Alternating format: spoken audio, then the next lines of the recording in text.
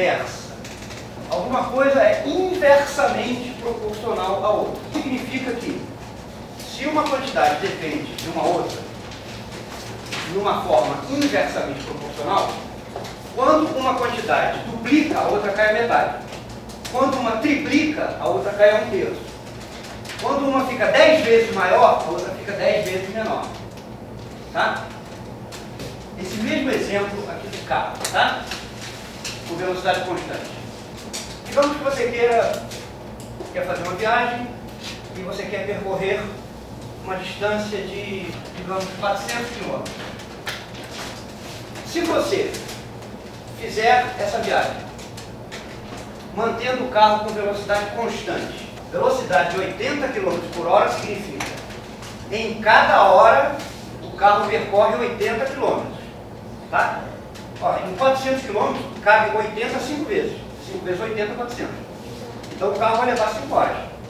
Suponha que agora você quer percorrer uma distância fixa de 400 km para ir de um lugar, de uma cidade até outra. Se o carro viaja a 40 km por hora, você vai gastar 10 horas. Se você dobrar a velocidade do carro, o que acontece com o tempo de viagem?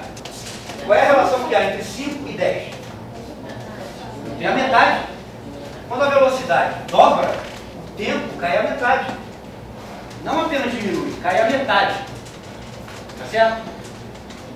Então, há uma relação de proporcionalidade inversa entre o tempo de viagem e a velocidade.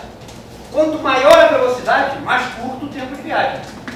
E vice-versa. Quanto mais lentamente o carro andar, mais tempo vai levar para você chegar ao destino. É aquela mesma relação que nós havíamos descrito há pouco entre distância, velocidade e tempo, só que agora nós estamos olhando essa mesma relação de um outro ponto de vista. A distância a ser percorrida é fixa. Como é que o tempo depende da velocidade? Veja que daqui, ó, se você dividir ambos os membros dessa equação por V, você obtém que T é igual a D sobre V. Ou seja, é um número fixo multiplicado pelo inverso da velocidade. Então, proporcionalidade inversa é esse tipo de relação funcional entre duas quantidades.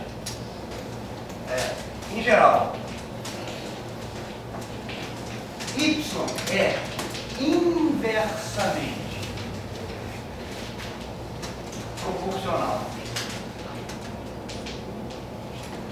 a x se y é uma constante multiplicada pelo inverso de x. Isso aqui é a constante de proporcionalidade dessa proporção inversa. O tempo é o produto da distância fixa entre as duas cidades pelo inverso da velocidade. Quanto maior a velocidade, mais curto o tempo de viagem e vice-versa. Quanto mais lento o carro, mais tempo vai demorar a viagem.